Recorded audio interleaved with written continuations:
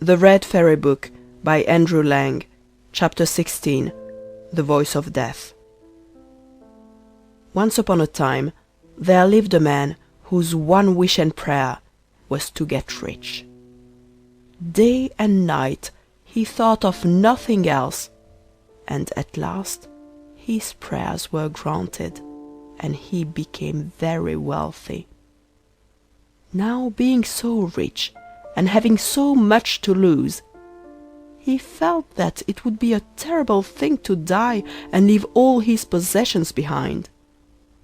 So he made up his mind to set out in search of a land where there was no death. He got ready for his journey, took leave of his wife, and started. Whenever he came to a new country, the first question that he asked was whether people died in that land, and when he heard that they did, he set out again on his quest. At last he reached a country where he was told that the people did not even know the meaning of the word death. Our traveller was delighted when he heard this, and said, "But surely there are great numbers of people in your land, if no one ever dies." "No," they replied, "there are not great numbers, for you see, from time to time a voice is heard calling first one and then another, and whoever hears that voice gets up and goes away, and never comes back." "And do they see the person who calls them?" he asked, "or do they only hear his voice?" "They both see and hear him," was the answer. Well, the man was amazed when he heard that the people were stupid enough to follow the voice, though they knew that if they went when it called them, they would never return. And he went back to his own home and got all his possessions together, and, taking his wife and family, he set out, resolved to go and live in that country where the people did not die, but where instead they heard a voice calling them, which they followed into a land from which they never returned. For he had made up his own mind that when he or any of his family heard that voice, they would pay no heed to it, however loudly it called. After he had settled down in his new home and had got everything in order about him, he warned his wife and family that, unless they wanted to die, they must on no account listen to a voice which they might some day hear calling them. For some years everything went well with them, and they lived happily in their new home. But one day, while they were all sitting together round the table, his wife suddenly started up, exclaiming in a loud voice, "I'm coming! I'm coming!" And she began to look round the room for her fur coat, but her husband jumped up and, taking firm hold of her by the hand, held her fast and reproached her, saying, "Don't you remember what I told you? Stay where you are unless you wish to die." "But don't you hear that voice calling me?" she answered. "I am merely going to see why I am wanted. I shall come back directly." So she fought and struggled to get away from her husband and to go where the voice summoned. But he would not let her go, and had all the doors of the house shut and bolted. When she saw that he had done this, she said, "Very well, dear husband, I shall do what you wish, and remain where I am." So her husband believed that it was all right, and that she had thought better of it, and had got over her mad impulse to obey the voice.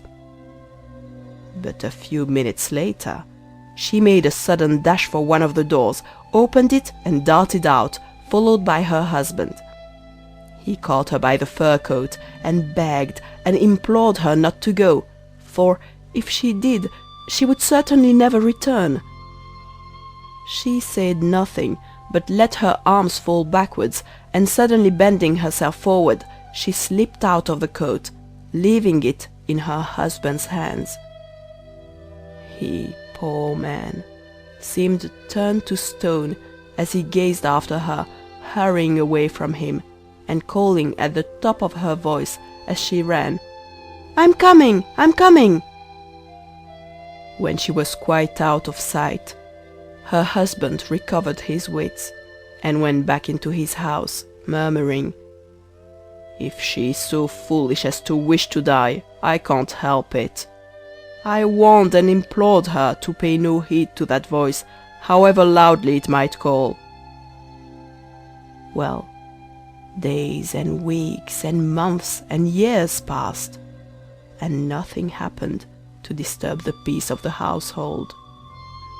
But one day the man was at the barber's as usual, being shaved. The shop was full of people, and his chin had just been covered with a lather of soap, when, suddenly starting up from his chair, he called out in a loud voice, "I won't come, do you hear? I won't come!" The barber and the other people in the shop listened to him with amazement, but again looking towards the door, he exclaimed, "I tell you once and for all, I do not mean to come, so go away." And a few minutes later he called out again, "Go away, I tell you, or it will be the worse for you. You may call as much as you like, but you will never get me to come." And he got so angry that you might have thought that someone was actually standing at the door, tormenting him. At last he jumped up and caught the razor out of the barber's hand, exclaiming, "Give me that razor, and I'll teach him to let people alone for the future." And he rushed out of the door as if he were running after someone whom no one else saw.